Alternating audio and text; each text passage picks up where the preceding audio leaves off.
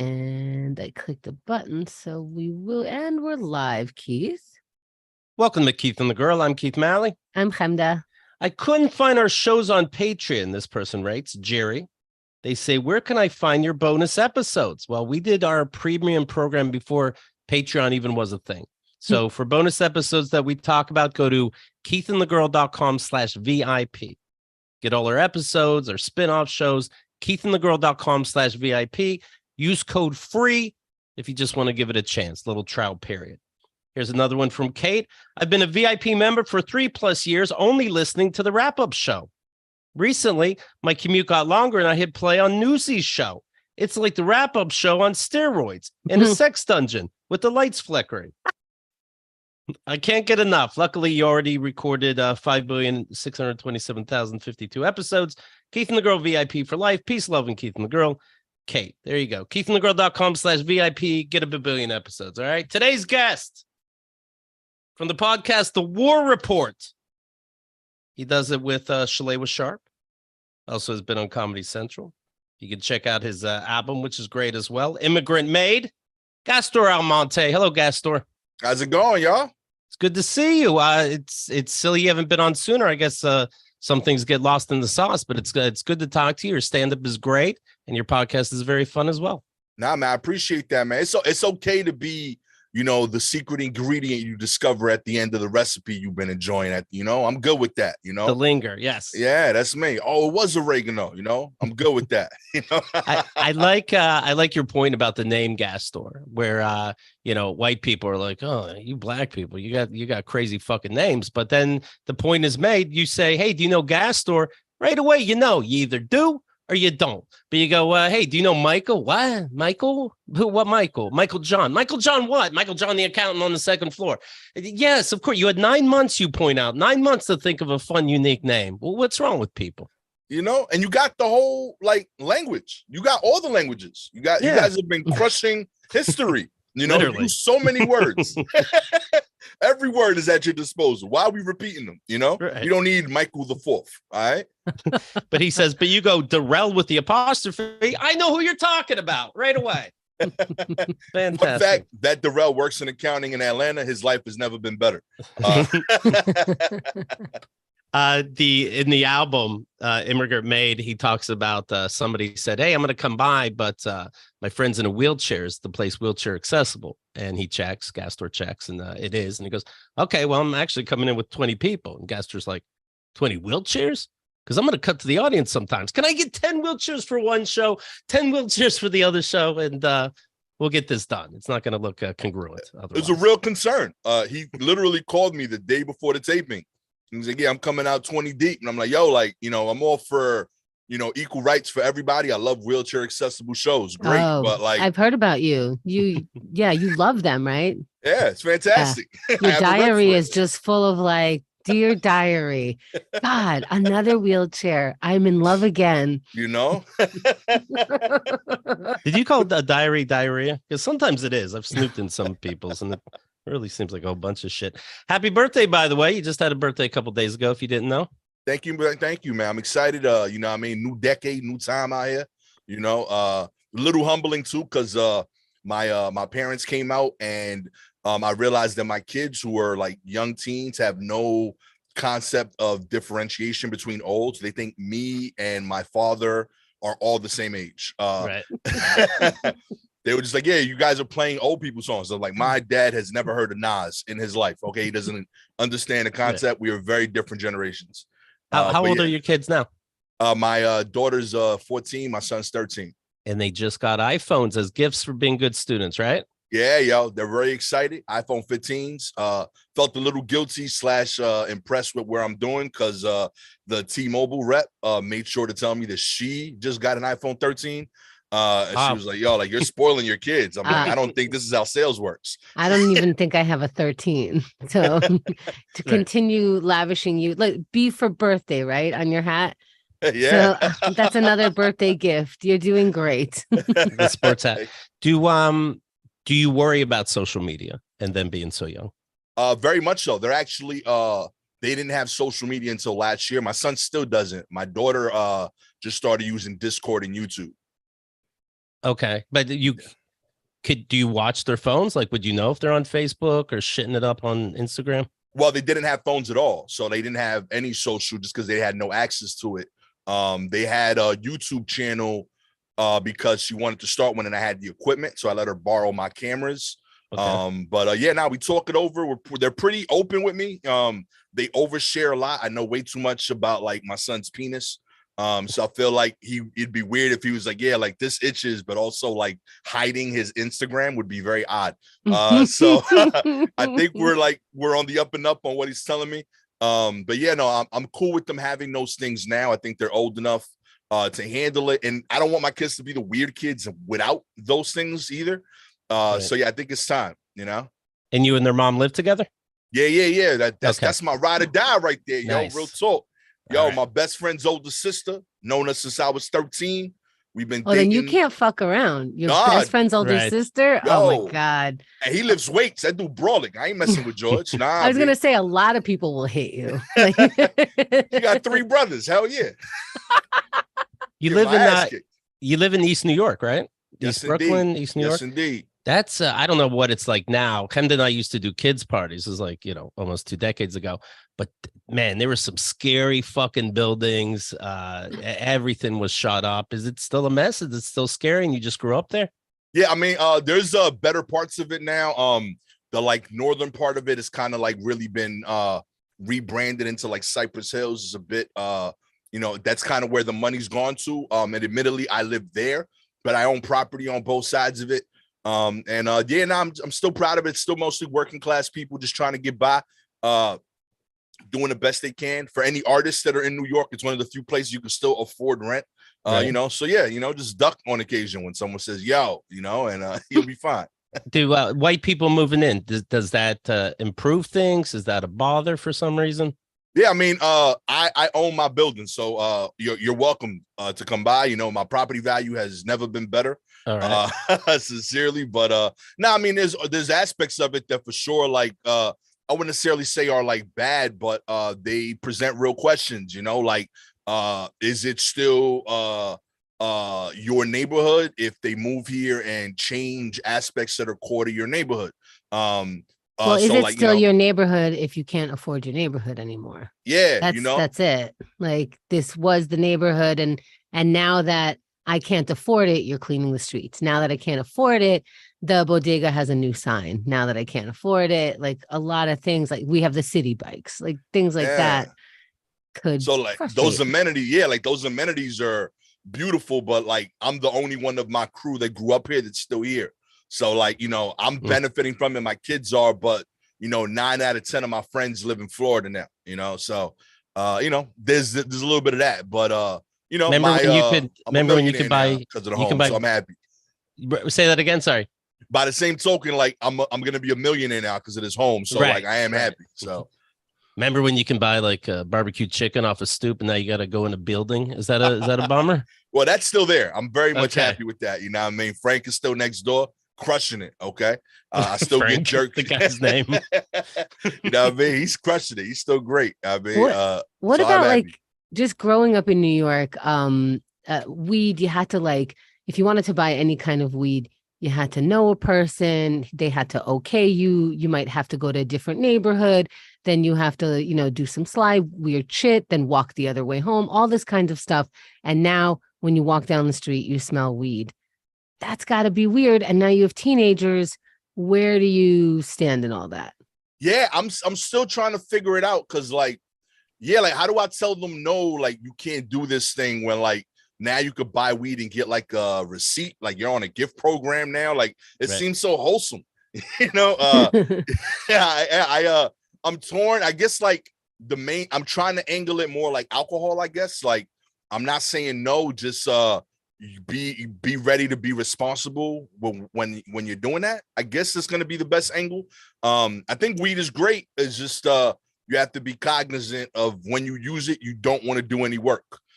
So maybe don't do that on Tuesday. Keep that for like weekends, after hours. I think that's gonna be the angle. Any other way, every other way of talking about weed makes weed sound too good to not do because it is too good to not do. I don't know.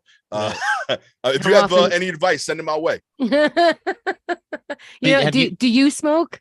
I do edibles. I don't really smoke often just because you guys are in the same situation, right? Like our voice is the job. So I'm always worried that like I'm a smoke and my voice is gonna change. Well, what are you smoking out of? What are you? Well, just that's why I do edibles, because I'm scared that like smoking is gonna change my voice. Kevin's voice was totally different. Now it's husky. Have you had a sex talk with the kids? No. I don't know if I ever will. You will? You guys think I should? I don't know. I don't know. I don't know. You know, you find out all great things you're going to find out about anyway. So what's the, other than, don't leave it in. What else are you going to explain? You know, I got to tell you, leave it in feels great. It does feel so good though. Yeah. I don't even know if I could genuinely say that. I've done it twice. They're here. Like there's proof that I didn't do that. I was saying the other day, my mom said she had the sex talk with me, but I don't remember it. And that's something you remember. So I think she did it at like 2 years old, so I wouldn't ask too many questions. Then I was a teenager and my dad did the talk and said, son, and I know my mom made him do it. If you have any questions about intercourse or, saying the grossest words, I guess, so that I would never be into it. And I wasn't until I was 18. But if you have any questions about sex, and ask me, and if it's honest and sincere, I'll answer. And I'm like, all right, how does a penis go in a vagina? There's got to be something to it, right? And he goes, you are not asking honestly and sincerely. Go to bed. So that's all I know about sex talk. So yeah, I can't recommend anything either way. I don't know. You know what? My mom gave me a book. I sincerely asked that. I really could not understand how this comes about. She gave me a book, and I was so grateful that I did not have to look at those words coming out of her face at like 10 years old.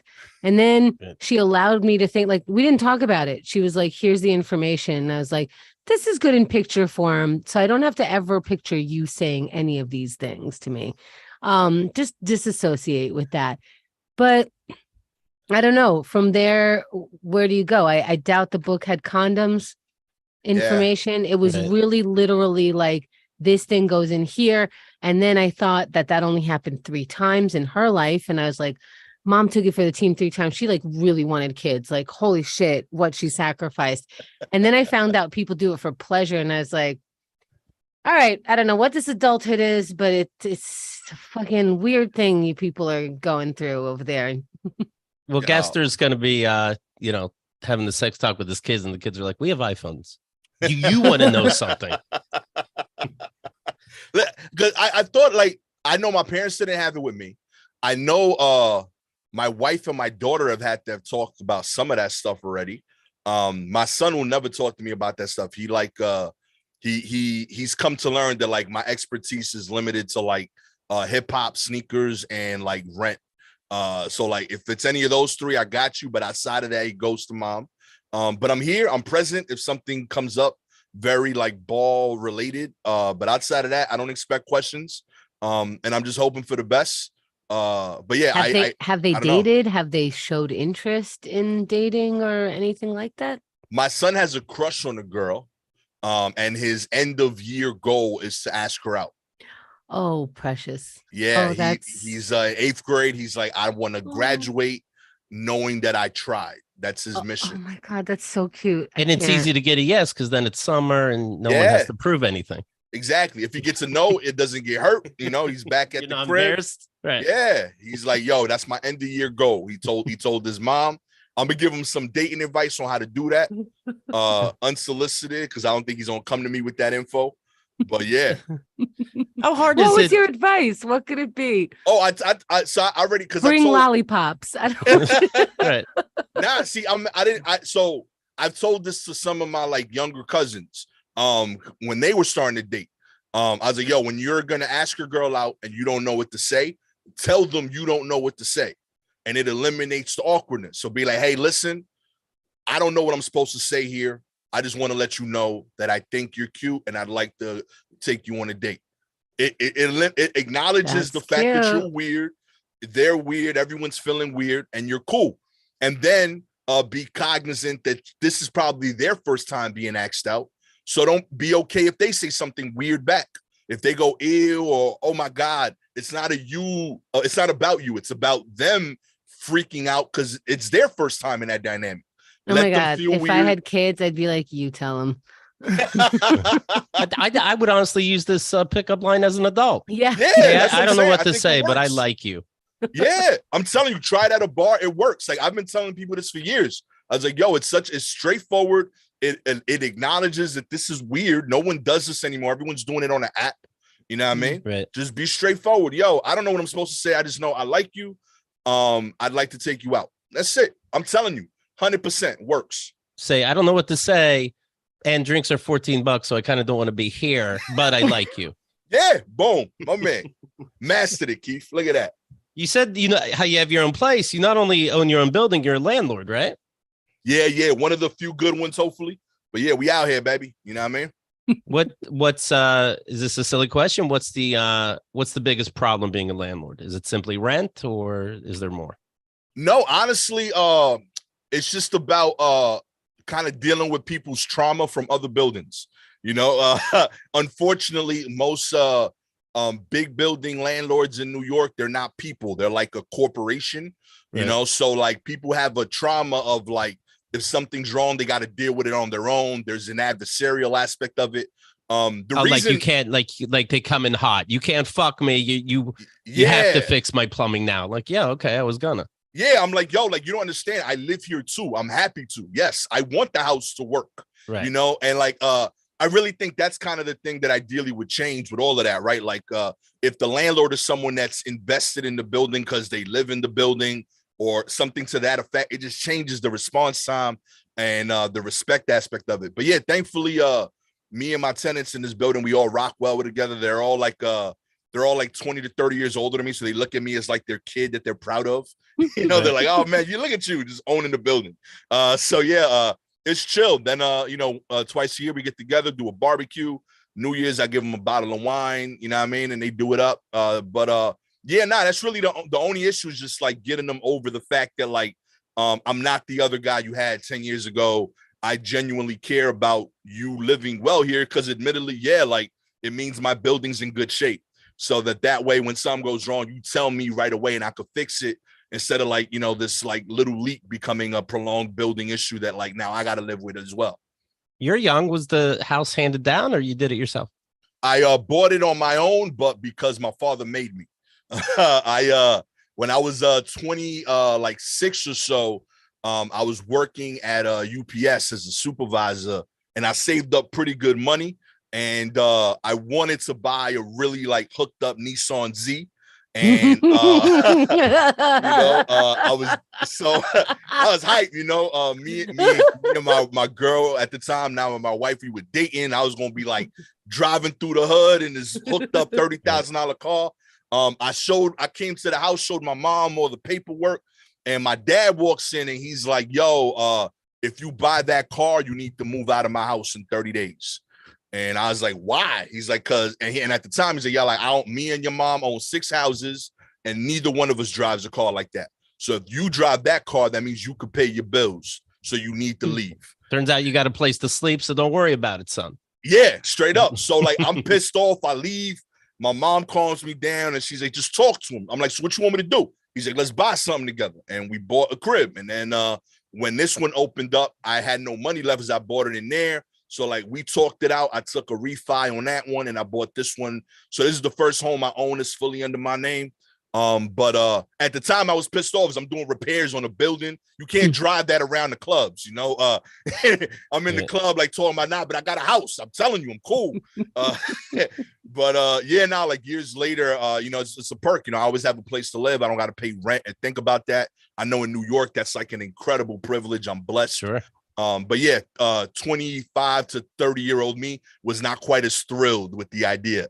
Was COVID tough on tenants that you happen to have to get money from?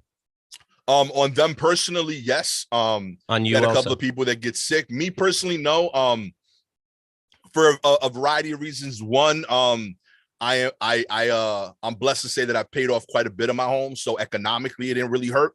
I just kind of talked it out with every tenant. And 2 of them, We have a commercial tenant. They had to close because they have a beauty salon. Okay. So, you can't run that during COVID. So we kind of worked it out with them. Me, my dad, and them sat down and said, like, yo, close for as long as you need to, and we'll pretend that just this time doesn't exist. And when you're able to reopen, come back.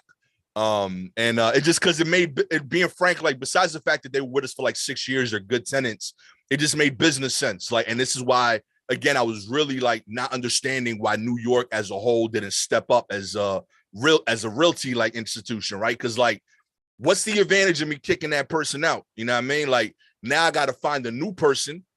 I'm still not making rent that whole time anyway, and I got bad will in the community, and my community is losing the service they really need. That beauty salon is valuable there. Like, I got cousins, aunts that go there. Instead, the same amount of time passed without me collecting rent.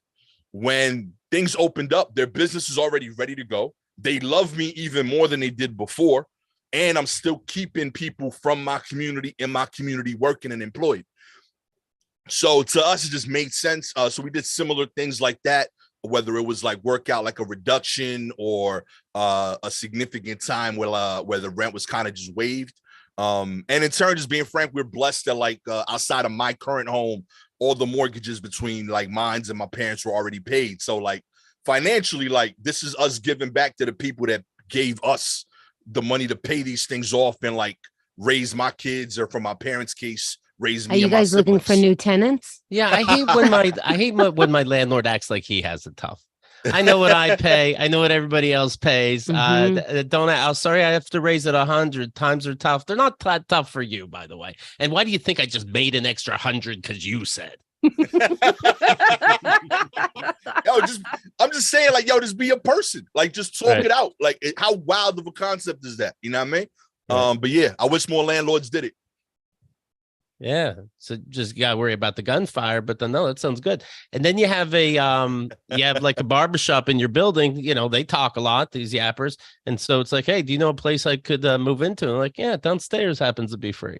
So yeah, everybody's talking to each other. I like they become your biggest advocates. It's dope. You know what I mean? Yeah. They take care of you. You know what I mean? Like, some you forget to throw out the trash, she throw it out for you. Lady in the third floor does a better job than I do mopping the floor. I mop it. She's like, nah, you don't know what you're doing. And she mops it. So there's just like stuff like that. There's an appreciation that comes in with this. So I'm genuinely appreciative of the people here. All right. So our audience is responding to this. Everybody's offering up rent. Broken Alice is saying this guy is cool as hell. Great ethic. Ryan V is saying if this guy does any more good for his community, the FBI is going to start taping his phones. Right. And Anna says, what a gentleman. Dude, I like your points about explaining to your kids, the differences between white people and black people, things they won't understand. Like, I think it was your son that said, during lunch, I saw a bunch of people, white kids, they're eating beef jerky. What the fuck is beef jerky? and you said, like, sometimes once in a while we have steak and it's tender and juicy. Okay, so white people get rid of all that. You know how, like, steak is a nice big meal and you're celebrating something? Well, they tolerate their steak in little bites. They chew it for about 6 months. You explain skiing. When it's cold and we keep you inside to protect you? Yeah, white people like to go outside during these dangerous moments. So yeah, it is nice. You're teaching your kids the culture. That's how I see it, man. Figure they should learn, get some perspective, and hopefully meet some new people out there. You remember the college admission scandal? That was a white problem. Lori Loughlin, who was the other celebrity? Felicity Huffman. They took pictures of their. First of all, Lori Loughlin. This is funny that Lori Loughlin paid $500,000.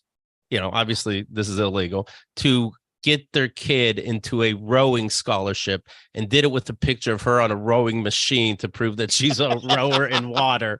Felicity Huffman only paid $15,000. When Lori Loughlin found out in news, she's like, God damn, you really took advantage of me. I'm a real idiot. Anyway, it's back in the news because John Stamos, Lori Loughlin and John Stamos were on Third House, came out with a new book called, what's that? Full House. What'd I say? Third House. Third House. Third House. If You Would Have Told Me is the name of John Stamos's new book. He talks about finding out Lori Loughlin being in trouble with being in trouble. And I wonder if Lori Laughlin's like, people kind of forgot. This is what you need in your book. Talk about your plastic surgery, asshole. It's got to be about me and my fucking kid that I ruined her life. She was an influencer, a millionaire on her own because she's hot as hell. And now I got to, boy. In the book, he talks about the varsity blues scheme. Let's see. She and her husband pled guilty. She didn't have a choice, bribing their daughter's way into the University of Southern California as fake rowing recruits, which is funny. Let him, once you realize it's bullshit, then as like a trick, go, yeah, you're in. And then like, all right, and start the rowing. what position? Where do you go? Well, you don't know anything about rowing, just to see him fuck around. I want to know what the university got, like these people had to plead guilty, but they paid someone. I know that person had to go on trial, but also the university accepted them. Did they not? They were, and then until it was figured out. But you just trusted the one guy, perhaps. The unless they're in on it too. They should be looked into, because where's the interview? Where's the application? What did this person do? Who passed it? It's just this guy. You take no responsibility as a university. It's They're just the funny. only people that should have been arrested. I'm not even mad at either parent. Like I don't like condone necessarily, like I'm not like pro nepotism as a system, but as an idea, like hell yeah, I want to succeed so much that I could help my kid. If you're telling me, I got to pay this extra, you know what I mean, for the better tutor or whatever the case may be, like the idea is fine, but like the fact that it was like hidden is the issue. You know what I mean? Like that it's a secret that only like this dude could hook you up with through this university. I'd be looking at them more so than the celebrity that we made a case out of. But I like to imagine the kids are upset at the parents, like, wow, you made me look like an asshole. Who gives a fuck? I'm showing what a new dorm room looks like. I get all my shit for free from Amazon and I get paid to tell you about it. Yeah, they could have just knocked on the door of the university and said, can I come in? And they'd been like, yeah. And that's another thing, is like a celebrity kid is coming to your school as if you didn't like internally make a big deal out of that. So it's like, and you're surprised that they don't know how to row, but you know things about their life. That's interesting. It's just funny. $500,000. It's not Harvard or Yale.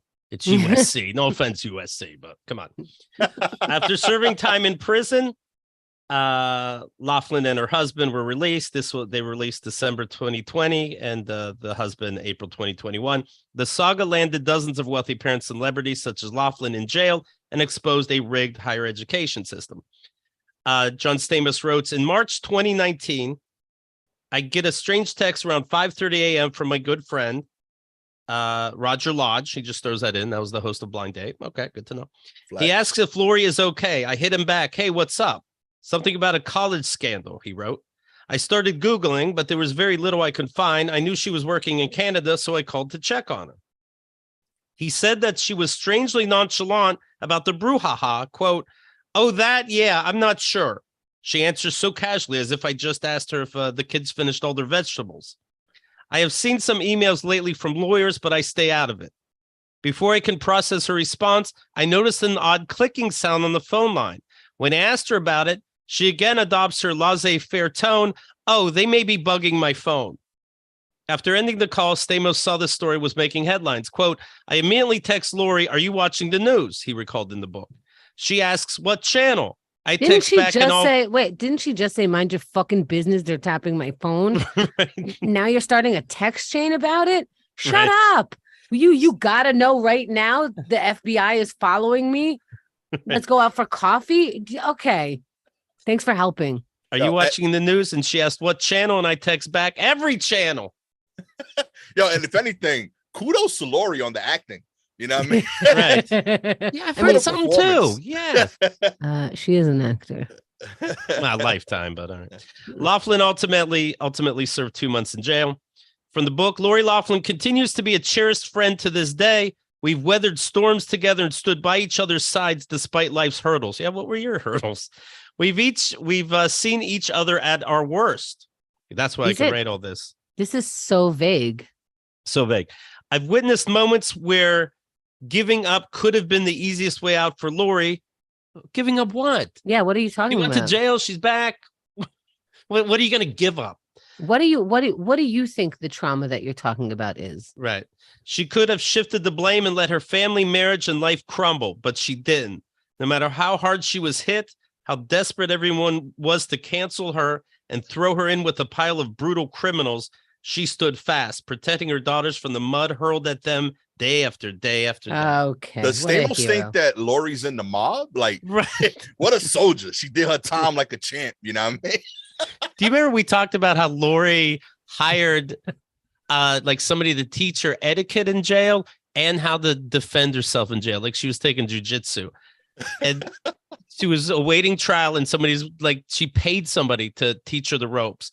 And this person ended up talking in the press. It's like, well, don't let jail know that you're already going to be seen as some kind of snob. Now we know that you said, quote, jail has a lot of bullies and I have to protect myself. Oh yeah. Oh, it's Miss Everywhere you go. Hey, bitch. Yeah. You don't make that public. The person who was training her, whatever that means, said like social interactions are different. Table manners are different. An Emmy is something you normally might brag about. But in this case, eye contact is good on the outside, I remember them saying. But on the inside, it's different. Oh, these are some lessons.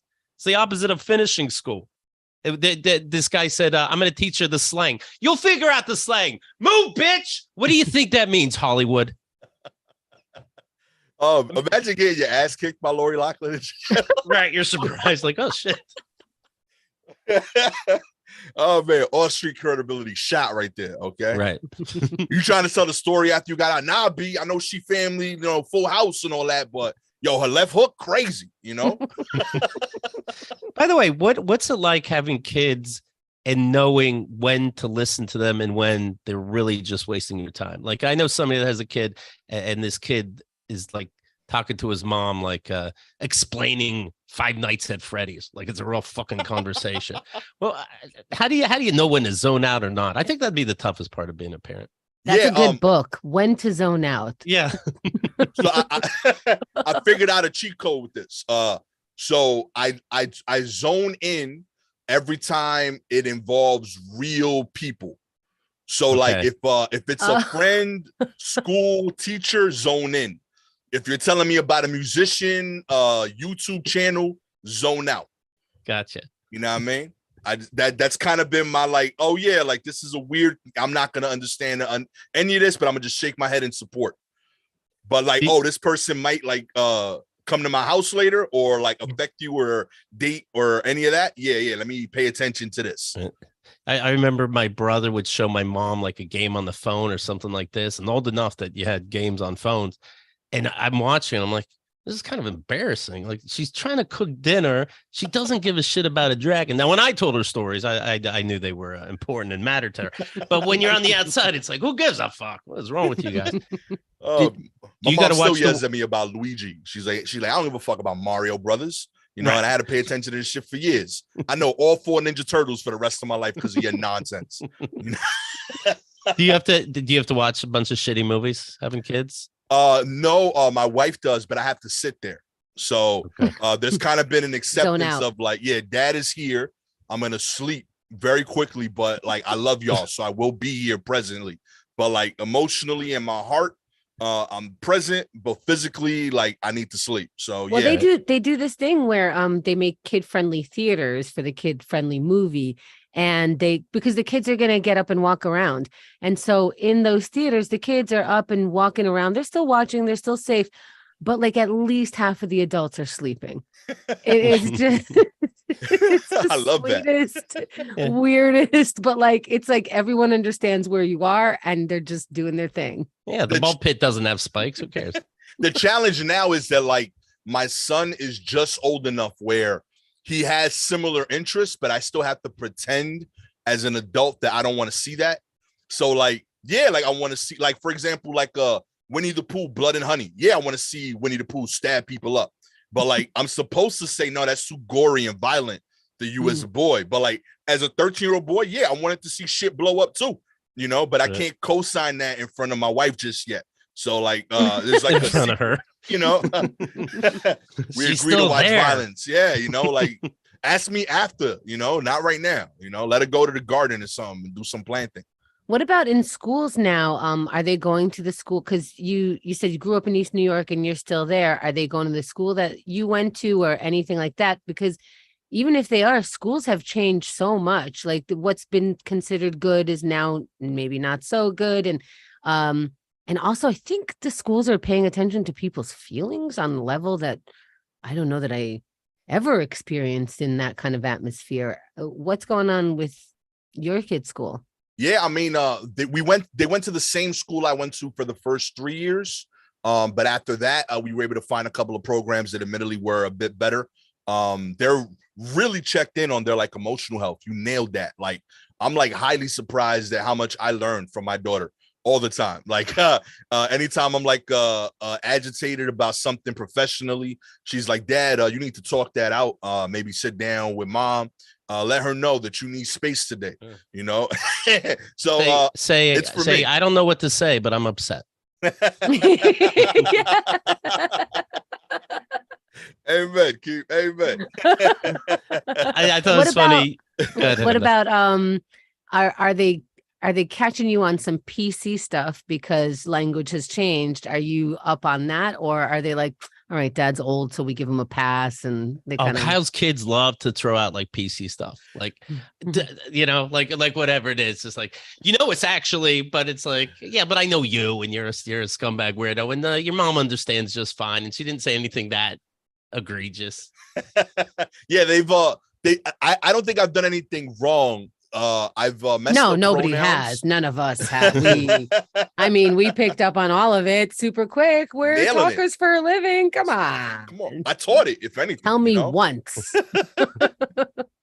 I've fumbled with like the pronouns for some of her friends. But she's been like patient with me learning to do that. And I explained to her because like one set of her grandparents are very religious and aren't fully on board with some of that stuff. And I've had to tell her that like, hey, like their heart is in the right place. And they'll get there eventually, but like understand how far they might die first. What? Yeah, you know what I mean? But like the pivot for them is way bigger than for you. Like you grew up with this being the case, whereas they've had to like relearn what was cemented with them as fact. So like A, be patient with them, and then B, while doing that, understand that one day I'm gonna be that old guy with a very hard view on something like I'm convinced, for example, that like when like I'm 70, that like no one's gonna be eating meat anymore. And like they're gonna have to like tell their friends, like, yeah, Dad still eats steak. I know, it's crazy, you know. Right. So yeah, just like understand, it's gonna be me one day. I'm gonna have a weird thing that like you wish I didn't, and I promise you, I will try as hard as possible to understand the new thing. But be patient with me. In the meantime, like hug grandma and grandpa. They didn't mean that, you know. Let's see what they can teach them. You know, the kids are more in the right than wrong. But do you find like it seems to be too much? Like I know Kyle, for example, might say, "Oh, the neighbor's Dominican. Mom, that's racist." It's like, no, it's not. And you're just jumping on things. No, thankfully, I am still a stand-up, and I will rib the shit out of them if they're too soft around my house. So I'm like, nah, don't bring that nonsense here. And like, so they'll do that back to people on occasion. So yeah, I think they have a good balance with that. I'm happy to say. Speaking of movies, it was funny the point you brought up. You saw Black Panther, and you're like, but you saw it late, like you saw it at the end of the run in theaters, and you go, but finally, a black superhero. This is very exciting. Then you see Avengers at the start of that. 6 days later, Black Panther is dead. Yo, they took him out the game, man. You're like, I had 6 fucking days to enjoy this. Yeah, man. They snaps his fingers, takes out my first superhero. I've been waiting 30 some odd years for this dude. You know, I had him for 6 days in my life, yo. But in that movie, when you see Spider-Man dies also, are you like, oh, okay, we're going to be okay. You're not killing Spider-Man. I mean, that was something that I put together when I got home. I'm not gonna lie to you. In the movie theater, I was very emotional. Like I needed to be like consoled. I drove home. It was a quiet ride for me and the kids. You're like, Marvel's gonna lose billions. They're idiots. They killed all these people. That's so stupid. Hey, there's a reason I don't write these Hollywood movies. Okay. Are you watching a very different direction? Are you watching the TV show Loki? I am not. How's that going? It's a piece of shit. I don't know. I can't root for him. I don't like his outfits. Just in general, that's a big thing for me. If I can't picture myself wearing what you're wearing, I can't watch the show. How do you feel about Superman? I could wear the Superman outfit. I'm pro Superman. Yeah, everybody is. Hell yeah. Loki's a bad motherfucker. He was in the first Avenger, the one that was trying to take over the world. I'm sorry, I hold a grudge. Like when you can forgive a Loki, one of the most evil people of all time, then how do you stop any bad guys? Give them a chance. They'll all come around. Good people. You know what I mean? We got to treat them the way we treat grandparents, I think, now. Come to think of it. Yeah. Okay, I just looked up the outfit. I like it. Yeah? Does that make me a bad guy? It's okay. Wait, is it the one with the horns? People. Do you have to have the horns? Okay, minus the horns. Can we do? It looks a little hot. Yeah, it doesn't breathe, you know? It's like a suit, but like made of plastic or leather or something. Okay. That's why he's cranky. Yeah, the summertime is when he takes over worlds. That's what the bad guy looks like. I have never Googled Loki. I wasn't even sure if you were saying low key. I honestly. Richard Roundtree, the actor who played the original Shaft, passed away. 81 years. Pancreatic cancer. Roundtree struggled with his health over the years. He was diagnosed with breast cancer in 1993. Had a double mastectomy. They found a lump on his chest while filming on location in Costa Rica. Damn. You ever see that original Shaft? Most definite, man. Legend right there, yo. Shaft, you busted this case wide open. And Shaft's like, well, looks like you're going to have to close it. Shitty. Like he said the funniest fucking things ever. He's very proud of himself, this Shaft. Shaft is a movie that like I watched in pieces until like I was in my 20s and old enough to buy the DVD. Like Shaft was a movie that like my older cousins would watch when I was supposed to be sleeping and they were supposed to be babysitting. So I would like sneak into the living room and like watch from the doorway until they would like tell me to go away. But like, proves my theory though. I could wear the whole outfit. I mean, love the Shaft outfit. When you would see, what's it like being black and seeing blaxploitation movies? Do you think, hey, good, we had something? Fuck it.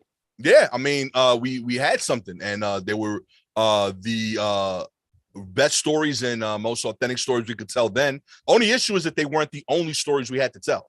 That's really it. I'm pro stories like that. I think they're great. They're entertaining. I just wish we had more diversity and voices that were writing the stories. All right. Luckily, Medea came along. Bang, you know what I mean? Now we're covered. That's it. That's all we needed. The two. An Ivy League student with a heart condition died after drinking Panera Bread's charged lemonade. It has more caffeine than 3 cans of Red Bull. What is the fucking point, Panera? And are your kids into these energy drinks? I mean, I see that walking around New York when school lets out. That is a new thing. Prime, Red Bull. Kids love energy drinks. Listen, my kids don't. I'm the problem with that. I drink energy drinks all the time. Been drinking one the whole show. Okay. Yeah, it keeps me moving. I have no medical education or proof that it works, but I think it does. Plus, it tastes good. I convinced myself that it counts as a serving of water. So yeah. Oh, you went far. That last one. Yeah, I mean, my eyebrows are in my head. If it's made out of chemicals, there's got to be an H or an O in there somewhere, right? Yeah, you know, it adds up liquid. To H2O. It's still water. It's only 10 calories. That's kind of like water. That sounds good. Oh my God. It's almost celery, if you ask me. What I mean? I think it's negative calories, these Red Bulls. It's got vitamins. I got B, another B. Yeah, B going to the doctor. Yeah, that's what they're saying. Yo, this is great. Okay. By the same token, I'm sweating and sitting down. So, you know, who knows? I see kids with those energy drinks, and I'm like, where the fuck you gotta be? I really gotta read this fucking book. Sarah Katz, 21 years old, University of Pennsylvania student. That they had that so that you care. Suffered cardiac arrest after purchasing the lemony beverage. Yeah, why would you even make it? Why would you even make that beverage? You know, I mean, let's go to Panera's. I can get that lemonade drink while you guys get food. What exactly is it? It's an energy drink out of their fountain? Yeah, that's what. Yeah, Panera Bread's charged lemonade. That doesn't match their brand though. Like, isn't Panera supposed to be like the like healthy foods and lunches and leaves and stuff? They pretend, yeah. Yeah. Huh. We will work quickly to thoroughly investigate this matter. So to investigate. Just stop selling the drink. Like Stop selling it. you have like 30 other beverages that are in that thing. They're I'm all the one bad, that really but fucks them up. I think that's gonna. Well, I see a downside, but that could really change. That can really change the game. Did you hear the story about the airplane pilot? He was off duty, but in the cockpit. He was the third guy in the cockpit. It's like a favor they do to off-duty pilots if they want to get one place to another. He ended up trying to dump all the fuel. Joseph Emerson, 44 years old, an off-duty commercial airline pilot, went off the rails while sitting in the cockpit jump seat on a flight between Washington and San Francisco. is this okay? What movie is this from? Are you my deadhead? I don't know. Shaft? It's the deadhead seat. Catch Me If You Can. It was the first time he ever flew. He was going to just get his check cashed. And she's like, are you my deadhead? And that was the third pilot in the jump seat. And they get to fly to wherever they want to go because they're a pilot. And he faked being a pilot. I don't know who this fucking guy is, but he made it into the cockpit. So maybe he just saw Catch Me If You Can like I did. Right. I forgot about that true story that probably isn't at all. He was trying to cut the fuel to the engines before he had to be held down by crew members. Even while restrained, Emerson tried to open the emergency doors on the Alaskan Airlines flight as the pilots frantically guided the craft to the ground. Wow. When later interviewed by police, he said he had a nervous breakdown after not sleeping for 40 hours and stated that he had taken psychedelic mushrooms for the first time. No. I'm taking mushrooms. I got to say no. Yeah, no. Shrooms don't make you want to do that? No? Not me. No. Even acid didn't make me want to do that. I don't think they make you want to like kill yourself, but I do think shrooms make you want to push buttons. You do like pushing buttons. That's what I'm saying. Like, I just think he was like, what does this do? What does this do? You sure? Nah. I gotta say, I need to know the dosage because that's a lot to do on mushrooms. I didn't feel okay. It seemed like the pilots weren't paying attention to what they were on, what was going on. They didn't. It just didn't seem right. He was charged with 83 counts of attempted murder. Oh, because for every life on the plane? Yep. Whoa. I pulled both emergency shut-off handles because I thought I was dreaming and I just wanted to wake up. I said this in my stand-up about dreams. Like in my dream, I do something like something's weird, but I know I'm dreaming. So I'm like, let me get out of this dream. A cop's arrested me. I eat the cop's face. My brain goes, you would never fucking do that. And it wakes me up. I'm like, what if that happens at Thanksgiving dinner? Because those are fucking awkward. This must be a dream. So I'm going to take one of the turkey plate and bang it over my mom's head. And then what if she's still there? And I'm like, oh, it felt like a dream. It was kind of awkward, right? Like a dream is awkward, the conversation. He says he thought it was a dream and he did something crazy to wake himself up. Okay, what was his setting for a mushroom trip? After the plane carrying 83 people made a successful emergency landing in Portland, the married dad of 2 was taken into custody. Look at that. They said it like it was a slur. The married dad of 2. Right. Those kids are never listening to him again. Right. You got no authority in the house. Yeah. The next article. Yeah. The next article will be like, then married. No. Right. Before you go to the prom, I have some advice. No, you don't, mushroom head. You don't get advice from me. Feds also charged him with 1 count of interfering with flight crew members and attendants. They're throwing all of it. He pled not guilty. Well, you did it. He pled not guilty to 83 counts of attempted murder and 1 count of endangering an aircraft, all felony charges. He was slapped with 83 misdemeanor counts of reckless endangerment as well. I got to say, I would have to plead not guilty. I'm taking chances on 83 lives that you're going to convict. Because I'm 83 lives. If I say I'm guilty, it's over.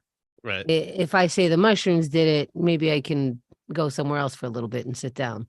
I'd ask my lawyer if we can figure out, like, did anybody have a heart condition? Were they going to die in a month or so anyway? That's a little less time for me. 83, all 83 were going to live great lives. First of all, I'm probably a hero. 83, there's not a rapist on that plane. Holy shit. Yeah. Yeah, what the fuck indeed? Meanwhile, they're all alive, so who gives a shit? The flight attendant got back on the speaker and said, plain and simple, quote, he had a mental breakdown. We needed to get him off the plane immediately. Respect the honesty, yo. That's transparency right there. That's what we don't want. fuck with me now with your like the exits to the right voice. Now's the time for real voice. Do you thank him on the way out, everybody? Thank you. Always. I definitely think you thank the two pilots who fought another pilot while flying. Right. That's impressive. You know, that's multitasking. But I feel like in coach, I'd be guessing who the pilot was as I'm leaving. I'm like, was it you piece of shit? I'm pretty sure it's the guy tied up. Yeah.